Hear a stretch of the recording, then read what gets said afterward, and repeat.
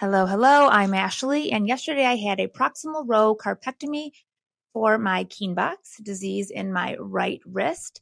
Yesterday I made a video, no, 2 days ago I made a video explaining what Kienböck's is, that it is a vascular necrosis of the lunate bone leading to carpal abnormality. But another way, it's when the lunate bone in your wrist is deprived of blood and it deteriorates and eventually shatters, and then all the other bones move around. So that's what happened with me, and I had the surgery yesterday, a proximal row carpectomy, which removes 3 bones, lunate, and then the 2 bones on the side so that the other bone can move down and create a new wrist joint. Is the idea, and the hope is that that bone that moves down will articulate. And like I said in my first video, when I found out that I had Kienböck's disease, I had never heard of it. And then when I found out I needed to get a proximal row carpectomy, I didn't know what that was. And then I went online to look, and I couldn't find a lot of information about it, but I came across 2 different individuals who made some videos who had this. One was a man. He had the proximal row carpectomy. I'm not sure if he had Kienböck's though, but he had to get the 3 bones removed to fix an injury. And he had a couple of videos that I found to be really helpful because it helped me kind of know what I was in for. And then the other video was a woman who had Kienböck's in her left, so her non-dominant hand. And she made a video about 8 months after highlighting her results. And she had really good results. I'm hoping that I have something similar. So I'm going to give you a little bit rundown of my experience. I went there yesterday and I had a nerve block put in. I'll show you my little nerve block spot.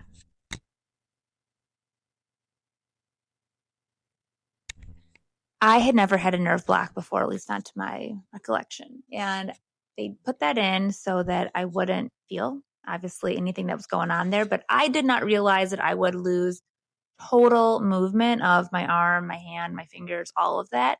And that really freaked me out. So yesterday, I could not move my arm at all. It was just like this really heavy, like log slash dead limb that was just attached to me. It was really, really weird. It was like falling out of my little sling, and I wouldn't even notice because I had no awareness of it. And a family member would have to come over and like totally pick it up because I had no movement. And that really freaked me out. So when I went there yesterday, they first put the nerve block in, and then the anesthesiologist suggested I just get the nerve block, and then I think it's called a MAC anesthesia, where it's not the fully under, it's more of just kind of like a twilight. But I told him that I had that once before, the twilight, and I woke up, and all things considered, I did not feel psychologically, emotionally, spiritually prepared to have memories of the surgery, especially since there was going to be all types of machinery and who knows, drill saws involved. I did not want to hear that. So he just put me all the way under. And since he put me all the way under, I think he maybe didn't give me the full nerve block, because when I first woke up from surgery, as soon as I had awareness, I had a really bad heartburn and my wrist was really hurting me. My wrist prior to surgery was probably, if we do the 0 to 10 scale, it was probably at a 3 all the time, just from the general achiness of having a shattered bone in there and having the arthritis and carpal tunnel that was kind of developing as a result. But when I got out of surgery, it was probably like a 6. So they told me, well, that's rare. It's rare that people feel anything. I was like, well, listen, I don't know what to tell you. This is what I'm experiencing. So they put more nerve block in, and I think that's why it was so dead yesterday.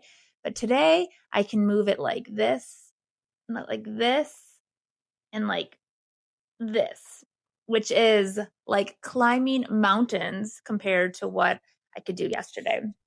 And I have been really, it's interesting when you go through, I'm just reminded constantly of how resilient and adaptive humans are when you have to be. So I have been doing a lot of things myself. I had family over here yesterday helping me with some few things, but today I've been doing everything on my own, and I'm, I haven't really gotten ready, but I have been able to make my own food, make my own coffee, even though this is not my dominant hand. It's a fun little, sometimes it can be kind of a fun or a cool experiment, almost like it's a experiment in consciousness, because you have to move with much greater intentionality. And outside of getting surgery like this, I'm a futurist. So I help leaders and teams decode what's next and recode their systems and their identities to intentionally shape it.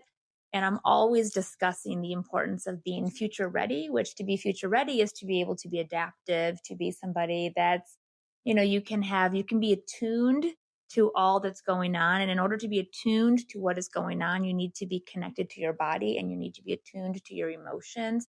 And emotional intelligence and emotional resiliency is so important. And I had really been putting the surgery off for 2.5 years. And it was because I was like, I don't want to deal with this. I don't want to be bothered with this.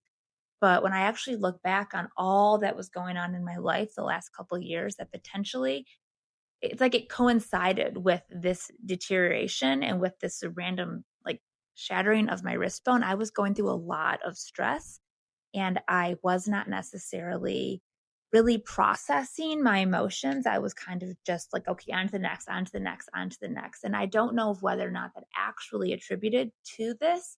It is something to consider. So just the importance of being future ready is to be connected with yourself so that you can be attuned to everything else. So if you are experiencing a lot of wrist pain, I recommend going in and getting an MRI because Kienböck's disease has, I think, 5 different stages. And if you catch it in like stage 1, they can move around some veins to allow for the blood supply to flow back to the lunate. But obviously mine, we didn't catch it early. We got to it pretty late. I'm going to show you what my cast looks like. So, if you get this is what you're going to be working with for about a week and a half.